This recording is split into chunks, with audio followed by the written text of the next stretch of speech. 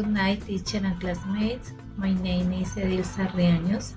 I live in Guadalupe, Huila with my son and my nephew. I have 47 years old. I am pharmacy assistant and I study pharmacy regency. I am very calm person. I like to share time with my family and go on a trip. Now, I will make the descriptions of these two persons using comparative adjectives.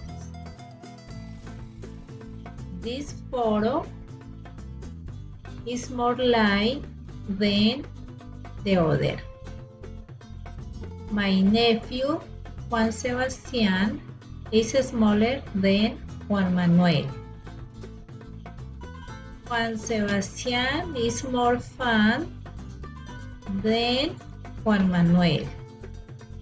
Juan Manuel's pet is stronger than Juan Sebastián's pet. My son is as intelligent as Juan Sebastián. My nephew is less hungry than Juan Manuel. Thank you.